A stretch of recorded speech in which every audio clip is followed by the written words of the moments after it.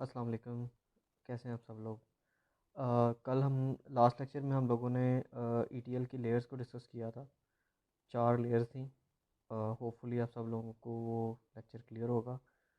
आज जो चीज़ हम लोग स्टडी करने जा रहे हैं वो है मल्टी डायमेंशनल मॉडल। सबसे पहले ये समझना ज़रूरी है कि मल्टी डायमेंशनल मॉडल है क्या चीज़, या मल्टी डायमेंशनल किसे कहते हैं in the field of IT department. IT में नॉर्मली हमारे पास 2D सिस्टम भी होते हैं, 3D सिस्टम भी होते हैं। लेकिन what is the difference between the multi-dimensional model and the 2D and the 3D dimensions? Multi-dimensional model basically वो सिस्टम है जो डाटा की रिप्रेजेंटेशन किसी भी एंगल से एक तरह से दिखाता है। आप चाहे एक्स प्लेन से आएँ, चाहे वाई प्लेन से आएँ, चाहे जी प्लेन से आएँ, चाहे किसी भी प्लेन से आ जाएँ, डाटा की रिप्रेजेंटेशन आपके सामने रिमेंस द सेम, वो चेंज नहीं होती। तो ऐसे चीज़ को डाटा वेयर हाउस सिस्टम्स के अंदर मल्टी डायमेंशनल मॉडल कहा जाता है। थोड़ा सा पढ़ते हैं इसको, देखते हैं डीप में जाके इसके अंदर क्या ऐसे टेक्नोलॉजिकल पॉइंट्स हैं, ये हमें डिज़ाइनिंग और मॉडलिंग में कैसे हेल्पफुल होता है। So we need to become familiar with the concepts and technology use here to understand the information presented throughout this book. तो हम इस टेक्नोलॉजी को सीखेंगे, particularly information gathering regarding conceptual logical modelling and designing. जैसे मैंने कहा कि हम logical and modelling and designing के बारे में देखेंगे। जब हम डाटा वेयर हाउस डिज़ाइन करते हैं तो मल्टी डायमेंशनल मॉडल का क्या रोल आता है। कुछ साल पहले मल्टी डायमेंशनल डेटाबेसेस, जैसे आपको पता होगा डेटाबेसेस हम पढ़ भी चुके हैं आप लोग, कि डेटाबेसेस के पास डेटाबेसेस की भी डायमेंशंस होती हैं। ठीक है। और इस एरिया में बहुत सी रिसर्च कंडक्ट हो चुकी है, मार्केट का इंटरेस्ट भी बहुत ज़्यादा है। और ये सब काम इसलिए किए जाते हैं ताकि आपका सिस्टम डिसीजन कर सके। ठीक है। Such as data warehouse system, और डाटा वेयर हाउस में तो ये सब कुछ इंप्लीमेंटेड है। The reason why the multi dimensional model is use as a paradigm of data warehouse data representation is fundamentally connected to its ease of use and intuitives even for IT newbies। तो जब एक नया बंदा IT की field में enter होता है, या डेटाबेसेस के अंदर कोई नया बंदा स्टेप रखता है कि मैंने इस डेटाबेस की फील्ड को चूज़ करना है, तो ये जो मल्टी डायमेंशनल मॉडल हैं उसके लिए एक प्लेटफॉर्म प्रोवाइड करते हैं। The multi dimensional model success is also link to the widespread use of productivity tools. तो जब जैसे जैसे बंदा इससे फेमिलियर होता जाता है तो आप प्रोडक्टिविटी टूल्स पे बहुत जल्दी ग्रिप कर लेते हैं। सच एज आपके सामने स्प्रेडशीट्स हैं that adopt the multi dimensional model as a visualisation paradigm. आप अपने डाटा की रिप्रेजेंटेशन थ्रू ग्राफ्स के थ्रू करते हैं, दैट इज़ अनदर डायमेंशन। कहीं आप पाई चार्ट बना रहे होते हैं एक्सेल के अंदर, कहीं आप बार ग्राफ्स क्रिएट कर रहे होते हैं, तो एक ही डाटा की मल्टीपल रिप्रेजेंटेशन आपके सामने आ रही होती है। Perhaps the best starting point to approach data multi-dimensional model effectively is a definition of the type of queries of which this model is best suited। हाँ, ये डिपेंड करता है कि आपने मल्टी डायमेंशनल मॉडल बनाना क्यों है, किस तरह की क्यूरीज आ रही हैं। ये ऐसा पॉसिबल नहीं है, क्योंकि ऐसे सिस्टम को बनाने के लिए बहुत सी कॉस्ट रिक्वायर्ड होती है। आपको पता ही नहीं है आपकी क्यूरीज क्या आ रही है, और आप इस सिस्टम इंस्टॉल करके बैठ गए, इसके इंस्टॉलेशन, इसका hardware, it is too much costly. तो जिसकी ज़रूरत नहीं है उसको इम्प्लीमेंट करने की भी ज़रूरत नहीं है। ये डिपेंड करता है कि आपकी क्यूरीज कैसी हैं, आपने डाटा किस तरह का प्रेजेंट करना है। सो सेक्शन 1.7 में आप लोगों ने देखा होगा, या हम इंशाल्लाह इसको फ्यूचर में देखेंगे, offers more detail on typical decision making queries. ठीक है। तो कुछ उस बातें वो आपसे डिस्कस करेगा अभी, कि किस तरह की क्यूरीज होती हैं जिनको मल्टी डायमेंशनल मॉडल लेकर चलता है। सबसे पहले ये चीज़ एग्जांपल के तौर पर उसने आपके सामने डिस्कस किया, what is the total amount of receipts recorded last year पर स्टेट एंड पर प्रोडक्टिविटी प्रोडक्ट कैटेगरी। अब ये क्यूरी है। जैसे हम ब्रांड्स की एग्जांपल लेते हैं, हमारे पास चैनवन है, निशात लिनन है, सना सफीनाज है, ऑक्सफोर्ड्स है, चारकोल है, ये सारे, इन सब के बैकएंड पे जो डाटा वेयर हाउसेस, इनके अपने डेटाबेसेस जहाँ इंस्टॉल्ड हैं उन हाउसेस के अंदर, वहाँ पे मल्टी डायमेंशनल मॉडल इंप्लीमेंटेड है। अब ये कोई कहे कि ये आपको कैसे पता है, हम अभी सिस्टम में डिगिंग करेंगे और देखेंगे कि हम किसी भी सिस्टम को कैसे कह सकते हैं कि वो मल्टी डायमेंशनल मॉडल है। अब चैनवन की एक ब्रांच सियालकोट में है, गुजरांवाला में है, लाहौर में है और मुख्तलिफ पाकिस्तान की सिटीज़ में अवेलेबल हैं। तो ये ब्रांचेस करती क्या है, लेट्स से मुझे किसी ख़ास प्रोडक्ट की और किसी ख़ास स्टेट की पर ईयर रिसिप्ट चाहिए, अमाउंट ऑफ रिसिप्ट चाहिए। तो वो किस तरह की होंगी, क्या वो सबकी सेम होगी, क्या वो सबकी डिफरेंट होंगी? ऑब्वियसली सबकी रिसिप्ट डिफरेंट होंगी, किसी की सेल ज़्यादा होगी, किसी की कम होगी। लेकिन देखें डाटा प्रेजेंट हो रहा है, हर ब्रांच अपना एक डाटा प्रेजेंट कर रही है, लेकिन पॉइंट ऑफ सेंटर यही है कि आपको क्या चाहिए, अमाउंट ऑफ रिसिप्ट, लेकिन उसकी मुख्तलिफ शक्लें हैं, रिप्रेजेंटेशन है। दूसरा पॉइंट इसमें यह है, what is the relationship between the trend of PC manufacturer shares and quarter gains over the last 5 years। और दूसरा उसने एक क्यूरी एक और जनरेट की कि आप बताएं क्या रिलेशनशिप है पीसी मैन्युफैक्चरर्स के शेयर्स का and quarter gains over the last 5 years। और आप हमें बताएं कि आप जो पीसी मैन्युफैक्चरर्स हैं, लेट्स से डेल है, आईबीएम है, एचपी है, जितने भी ब्रांचेस हैं हमारे पास, ब्रांड्स हैं, ये लोग ओवर द ईयर या क्वार्टर्स में इनकी क्या मैन्युफैक्चरिंग डिटेल है। तो सबकी डिफरेंट होगी, लेकिन एक्चुअली आपको क्या चाहिए, मैन्युफैक्चरिंग डिटेल्स। थर्ड एक उसने एग्जांपल आपके सामने दी है, विच ऑर्डर्स मैक्सिमाइज रिसीव्स, किसके ऑर्डर ने मैक्सिमाइज किया रिसीव्स को, यानी किसके पास सबसे ज़्यादा ऑर्डर्स आए हैं। ठीक है, which one of two new treatments will result in a decrease in the average period of admission. College में या किसी यूनिवर्सिटी में या किसी स्कूल में, ठीक है, आपका एडमिशन हो रहा था पिछले साल बहुत ज़्यादा था, ठीक है, और अब इस दफ़ा कम है। तो why this is decrease in the admissions, कि आपको क्या एक या ज़्यादा से ट्रीटमेंट्स चाहिए उसको इंक्रीज करने के लिए। What is the relationship between profit gained by the shipments consisting of less than 10 items and the profit gained by the shipment of more than 10 items? क्या आपने नया ब्रांड खोला, आपने 10 आइटम्स रखी तो आपको क्या प्रॉफिट था? आपने 10 से ज़्यादा आइटम्स रखी तब बिजनेस में क्या प्रॉफिट था? तो these are the general queries, जिसको कहता है कि वो हमें इस तरह की क्यूरीज अगर आपके पास आ रही हैं तो आपको मल्टी डायमेंशनल मॉडल की ज़रूरत पड़ेगी। तो it is clear that using traditional languages such as SQL, आपने माई एसक्यूएल सर्वर पढ़ा होगा, उसके बारे में सुना भी होगा, तो इस तरह की क्यूरीज आप वहाँ पे लिखते हैं जाके एसक्यूएल की, कि क्रिएट टेबल्स, इंसर्शन करते हैं, अपडेट करते हैं। करना क्या है, to express these type of queries can be very difficult task for inexperience users. अगर किसी इनएक्सपीरियंस बंदे को ये ऊपर वाली सारी स्टेटमेंट्स के लिए क्यूरी लिखनी पड़ जाए, उसको उसको बहुत मुश्किल हो जाएगा if you are not working with the multi dimensional model. अगर आप सिर्फ सिंपल डाटाबेस पे काम कर रहे हैं तो इट्स वेरी डिफ़िकल्ट, क्योंकि ये सारी चीज़ें, ये सारी क्यूरीज है तो डिफरेंट डिपार्टमेंट्स की, लेकिन ये कहाँ हिट हो रही होंगी, आपके मेन डाटा वेयर हाउस में। एक साइड पे रोज़ हैं जो चैनवन के सर्वर्स पड़े हैं, एक साइड पे रोज़ हैं किसी यूनिवर्सिटी के सर्वर्स पड़े हैं, एक अगली रोज़ में हॉस्पिटल का डाटा आ रहा है, लेकिन सारा आपकी एक्सट्रैक्शन लेयर से आ रहा है, ईटीएल लेयर से आ रहा है। ठीक है, ये तो फर्दर आके क्लासिफिकेशन और कैटेगरीज हुई थी हमारी ट्रांसफॉर्मेशन और क्लिनजिंग के बाद। लेकिन आप ये देखें कि डाटा वेयर हाउस के अंदर ये सारा डाटा एक ही जगह पे आके हिट होगा। तो ऐसी क्यूरीज को सेपरेट करना, ऐसे डाटा को सेपरेट करने के लिए क्यूरीज लिखनी पड़ती हैं। ठीक है, सो it is also clear that running these type of queries against operational database would result in an unacceptably long response time। तो अगर आप सिर्फ ऑपरेशनल डेटाबेस पे काम कर रहे हैं तो इस तरह की क्यूरीज बहुत टाइम ले लेंगी, रिस्पॉन्स टाइम बहुत ज़्यादा होगा as compare to multi dimensional model. वो क्या कहता है, the multi dimensional model begins with the observation that the factors affecting decision making process are enterprise specifics facts such as sales, shipment, hospital admission, surgeries and so on. तो कहता है जब आपके पास different किस्म का डाटा आ रहा है तो आप क्या करते हैं, आप एंटरप्राइज स्पेसिफिक फैक्ट्स लिखते हैं। एंटरप्राइज यहाँ पे वो किसको कह रहा है, वो आपके जो मेन सोल बिजनेस है उसको कह रहा है, यानी कि अगर हॉस्पिटल है तो हॉस्पिटल एंड एंटरप्राइज। शिपमेंट्स आ रही हैं तो कोरियर सर्विसेज आर दी, जो कोरियर का बिजनेस एक चल रहा है वो क्या है, एंटरप्राइज।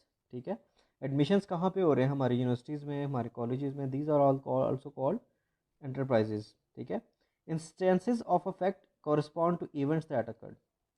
फैक्ट को वो क्या कहता है कि ये कॉरस्पॉन्ड कर होता है इवेंट से जो कि अकर हो रहे होते हैं डेटाबेस के अंदर। For example every single sale और shipment carried out in is an event. तो कहता है एक सिंगल सेल भी हुई है, इस शिपमेंट कैरिड हुई है, यानी कराची से आपका सारा सामान सियालकोट तक आया, एक शिपमेंट हुई है, तो इसे वो क्या कहता है, इवेंट।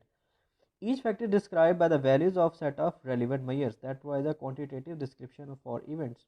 अब इस फैक्ट के अंदर एक से ज़्यादा इवेंट्स भी हो सकते हैं। फॉर एग्जाम्पल उस शिपमेंट के अंदर कितनी सेलरशिप्स होनी चाहिए, यानी कितनी सेल्स जनरेट होगी, ये पहले से कैलकुलेशन होती है। अमाउंट्स शिफ्ट, कितनी चीज़ें शिफ्ट हुई हैं, और हॉस्पिटल में एडमिशन की कॉस्ट क्या है। अब ये देखिए डेटाबेस एक टाइम पे सेल की रिसिप्ट को देख रहा है, अमाउंट्स शिफ्ट को देख रहा है, और साथ साथ हॉस्पिटल के एडमिशन कॉस्ट को दे रहा है, और साथ ये भी देख रहा है कि सर्जरी टाइम में मेजर्स क्या थे, कि एक ही जगह पे सारा डाटा जाके हिट हो रहा है लेकिन है डिफरेंट सोर्सेज का। Obviously a huge amount of events occur in typical enterprises. So जब अगर आप देखें तो सिर्फ उसने 4-5 चीज़ें एग्जांपल ली हैं।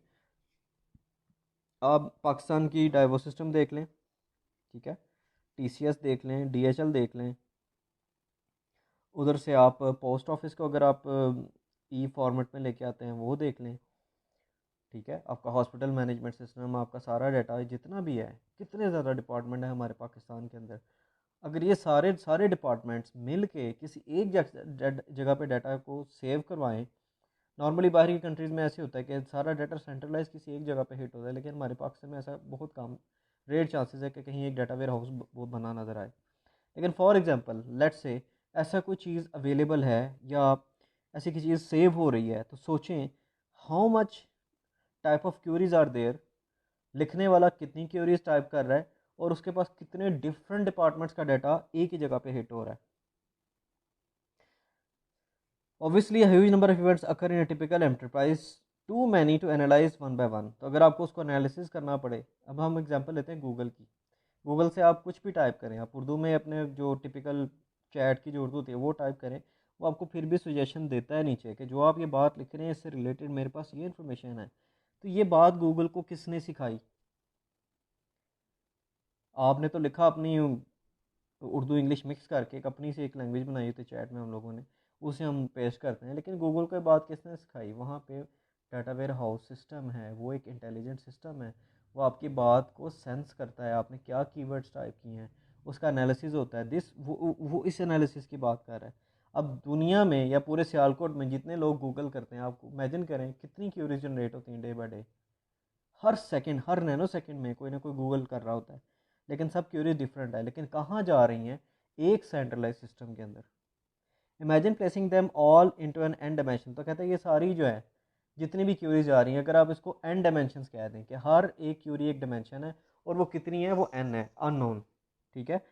अगर आप इसको स्पेस में लेके जाएं to help us quickly select and sort them out, तो n dimension space axis are called analysis dimension. तो यहाँ पे एन डायमेंशनल जो है एक्सिस, स्पेस एक्सिस को क्या कहा जाता है जी? Analysis dimension. पेपर में इसका क्वेश्चन भी आ सकता है, ठीक है, कि वो आपसे पूछ सकता है कि मल्टी डायमेंशनल मॉडल में एन डायमेंशनल स्पेसिस को कैसे हैंडल करते हैं, या एनालिसिस डायमेंशंस क्या चीज़ होती हैं, ठीक है। तो आपने ये पॉइंट जो ना माइंड में रखना है। And they define different perspective to single out events, ठीक है। तो हर डायमेंशन के अंदर इवेंट्स हैं, फैक्ट्स हैं, फैक्ट्स के अंदर क्या है? इवेंट्स हैं। For example the sales in a store chain can be represented in a 3 dimensional space whose dimensions are products, stores and dates. तो वैसे तो बहुत सी डायमेंशंस होगी कहता है, तो लेकिन अगर सेल्स देखना चाहें हम किसी स्टोर चेन की, तो कहता है उसको हम 3 डायमेंशनल स्पेस से डिपिक्ट करते हैं। और वो 3 डायमेंशंस क्या हैं? फिल वक्त हमारे पास products, stores and sale dates, यानी कौन सी प्रोडक्ट किस स्टोर पे किस किस डेट पे कितनी सेल हुई है। So as far as shipments are concerned, products, shipment dates, orders and destinations and term and conditions can be used as dimensions। कहते हैं इसके अलावा और भी dimensions हैं जिनको हम यूज़ करेंगे। So similarly, hospital admissions can be defined by the department date patient combination, ठीक है। So अगर हम हॉस्पिटल की एडमिशन्स की बात करते हैं, तो आप डिपार्टमेंट के हॉस्पिटल के एडमिशन में क्या देखते हैं? आपको डिपार्टमेंट चाहिए, डेट चाहिए, पेशेंट, ये सारी कम्बिनेशंस में चाहिए।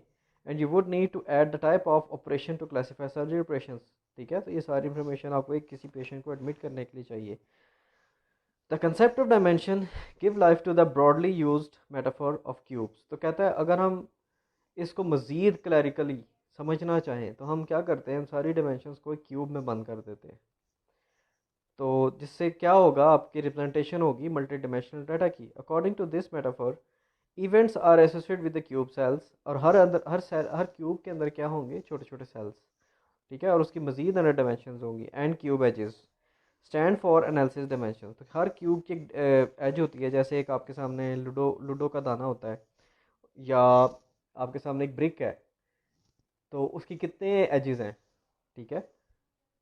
अब आप जब उसकी कॉर्नर्स देखेंगे तो आपको एजेस नज़र आएंगे। तो हर एज क्या है आपके लिए, एक डायमेंशन है। तो each cube cell in a given cell is given a value for each measure. तो हर क्यूब का जो सेल है और उसके अंदर जो डायमेंशन हैं वो क्या है, मेजर्स हैं। फॉर एग्जांपल फिगर हमारे पास अभी एक आएगी, शोज एन इंट्यूटिव रिप्रेजेंटेशन, ये आपके सामने नीचे आ रही है, ठीक है। जैसे आपके सामने देखा होगा, एक ब्लॉक आपके सामने आ रहा है नीचे फिगर 1-10 के अंदर, the 3 dimensional cube modelling sales in a store chain, ठीक है। तो अभी हम इसको देखते हैं, लेकिन थोड़ा सा इसको डिस्कस करते हैं क्यूब किस बारे में। सो वो कहता है कि figure 1- shows an intuitive representation of a cube in which the fact is the sale in a store। तो हमें फैक्ट क्या चाहिए, मेन फैक्ट का है, तो हमें सेल्स चाहिए स्टोर चेन की, लेकिन उसकी डायमेंशंस क्या है, आपको प्रोडक्ट चाहिए, डेट चाहिए और रिसिप्ट चाहिए, ठीक है। It analyzes dimensions are store, product and date, and even stand for specific items sold on a specific store on a specific date, and it described by 2 measures। अब देखें वहाँ पे वो इसको एलेबरेट कर रहा है कि मुझे सेल्स तो चाहिए, लेकिन मुझे ये भी देखना है कि कौन सा प्रोडक्ट किस डेट पे किस स्टोर पे कितना सेल हुआ है, ठीक है। इसको देखने के लिए उसने 2 मेजर्स बनाए हैं। पहला मेजर क्या है, the quantity sold and the receipt. सबसे पहले तो आप ये चीज़ सेल्स कैसे निकाल सकते हैं कि कितनी चीज़ें बिकी हैं और उसके अगेंस्ट आपके पास कितनी स्लिप्स हैं। आपने मोस्ट प्रॉब्लम देखा होगा, किसी ब्रांड पे शॉप करने जाएं, आप कुछ चीज़ खरीदते हैं तो वो 2 किस्म की स्लिप्स निकालता है, एक वो आपको देता है बिल और एक अपने पास रख लेता है। तो वो स्लिप का क्या करता है, उससे पता चलता है कि आपके पास क्या क्वांटिटी आई थी और how many slips are there.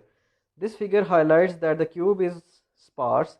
This means that many events did not actually take place. अब इसमें बहुत से ऐसे इवेंट होंगे जो अकर नहीं हो रहे, लेकिन वो मौजूद ज़रूर हैं। Of course you can not sell every item every day in every store. तो अगर बहुत से एक क्यूब के अंदर बहुत से सेल्स हैं और उस सेल की बहुत सी डायमेंशंस हैं, तो लेट से आप एक स्टोर में जाते हैं, तो आप जनरल की बात करें, वहाँ फर्नीचर भी है, वहाँ आपको यूटेंसिल्स भी नज़र आएंगे, होम इक्विपमेंट्स भी नज़र आएंगी और ड्रेसेस भी नज़र आएंगे। तो ज़रूरी नहीं है कि हर रोज़ फर्नीचर सेल हो रहा हो, और ज़रूरी नहीं है हर चीज़ हर रोज़ एक ड्रेस सेल हो रहा हो, और ज़रूरी भी नहीं है कि हर रोज़ आपके यूटेंसिल्स सेल हो रहे हैं। But they are actually there, sell नहीं हो रहे तो इनकी डायमेंशंस को इग्नोर नहीं किया जा सकता। This first highlights that the cube is sparse. This means that many events did not actually take place. Of course, you cannot say everything. हाँ, ये बात हम ऑलरेडी कर चुके हैं। तो let us discuss the cube. इस क्यूब को समझना बहुत ज़रूरी है, ठीक है। सो वो कहता है कि इसके लेफ्ट साइड पे देखें तो आपके सामने उसने लिखा हुआ है figure 1-10 the 3 dimensional cube modelling sales in a store chain, जिसमें उसने कहा जी 10 packs of shiny were sold on 4/5/2008 in the even more store totaling cost of 25।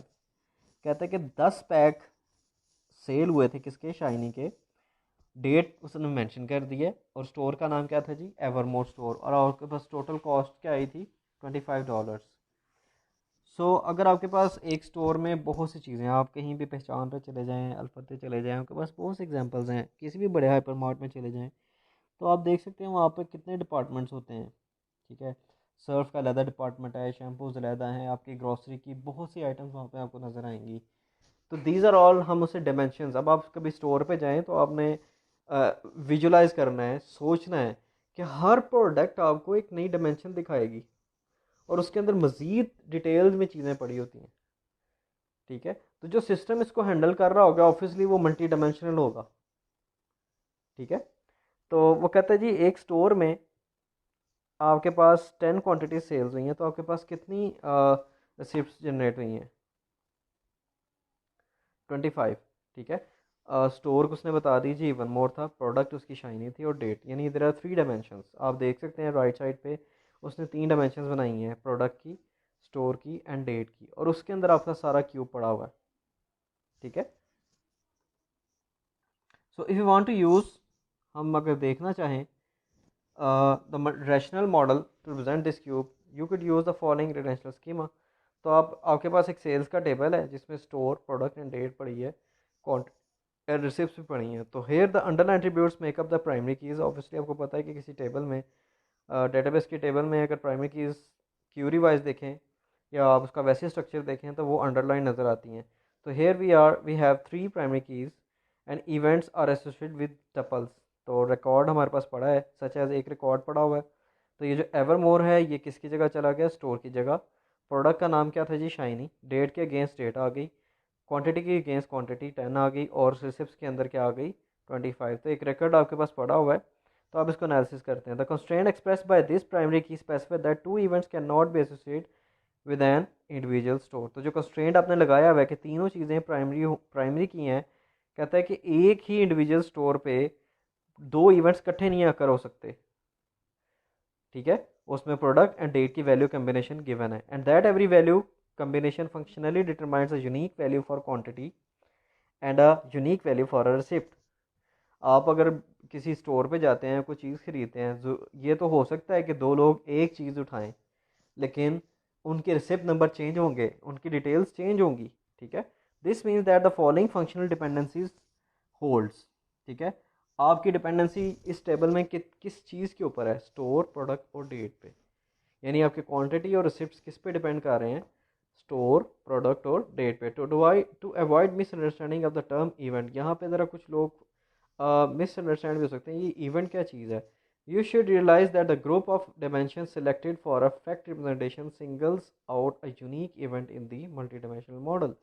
कहता है अब ये देखें, एक सेल जो हुई है, एक कस्टमर ने जो बाइंग की है आपसे, वो क्या है, आपका एक event. But the group does not necessary single out a unique event in the application domain. कोई ग्रुप मिल के एक इवेंट जनरेट नहीं कर सकता। ठीक है, but the group does not necessarily single out a unique event in the application domain. To make this statement clearer, consider once again the sales example.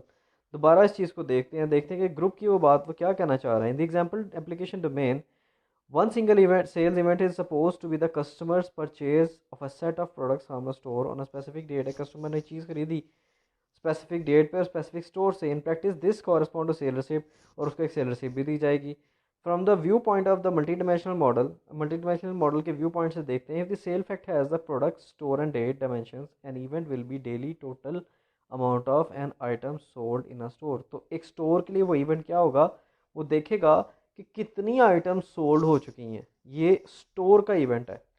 It is clear that the difference between the both interpretations depends on sales. ठीक है, सो हमारी ये जो interpretation है किस पे depend कर रही है, सेल्स पे, सेल्स की रिसिप्ट पे, that generally include various items and on individual items that are generally sold many times every day in a store. तो कहता है कि ये जो सेल रिसिप्ट्स हैं ये क्या है, एक सेल रिसिप्ट के अंदर वेरियस आइटम्स हो सकती हैं, ऑब्वियसली हो सकती हैं, एक भी हो सकती है, एक से ज़्यादा भी हो सकती हैं, and on individual items that are generally sold many times. और एक रिसिप्ट में एक चीज़ भी हो सकती है और एवरी डे जो वो हर रोज़ भी बिक सकती है। तो in the following section we use the terms event effect to make reference to the granularity taken by events effect in the multi dimensional model. तो कहता है इसको आपने मिक्स नहीं करना। ठीक है, एक फैक्ट के अंदर एक बहुत से इवेंट्स हैं और एक इवेंट के अंदर बहुत सी डायमेंशंस हैं, ये सब लोग मिलके क्या बनाते हैं, एक मल्टी डायमेंशनल मॉडल। ठीक है, सो मेरे ख्याल से आज के लिए यहीं तक हम पढ़ेंगे। अगली एक और क्लासिकल एग्जांपल आ रही है, तो इसको हम जो है ना कल डिस्कस करेंगे। आप लोग बुक आप लोगों के पास है, कोई क्वेश्चन हो आप लोग मुझसे पूछ सकते हैं। घबराना नहीं है, आपने क्वेश्चन पूछते हुए हर चीज़ वर्ड बाय वर्ड आपको पढ़ा रहा हूँ, आपको समझा रहा हूँ, ताकि आपको कुछ कंसेप्ट क्लियर हो सकें। पेपर होंगे ऑब्वियसली आप लोगों के होंगे, अब ये नहीं पता कि यूनिवर्सिटीज़ कैसे इसको देख रही हैं। इन केस अगर आपका पेपर ऑनलाइन या कुछ मोड चेंज हो जाता है खुदा ना खास्ता, ऑब्जेक्टिव टाइप में जाते हैं, तो ये जो आपको मैं वर्ड बाय वर्ड पढ़ा रहा हूँ, कॉन्सेप्ट समझा रहा हूँ, वहाँ पे आपको ये बहुत चीज़ें काम आएंगी। तो इसको आपने समझना है। मेरे लेक्चर्स आप तक पहुँच रहे हैं, कोई क्वेश्चन हो मुझसे पूछें, इंशाल्लाह आपके हर क्वेश्चन का मैं आंसर मैं दूंगा। ठीक है, अपना ख्याल रखिएगा। इंशाल्लाह हम कंटिन्यू करेंगे यहीं से दोबारा कल। Thank you.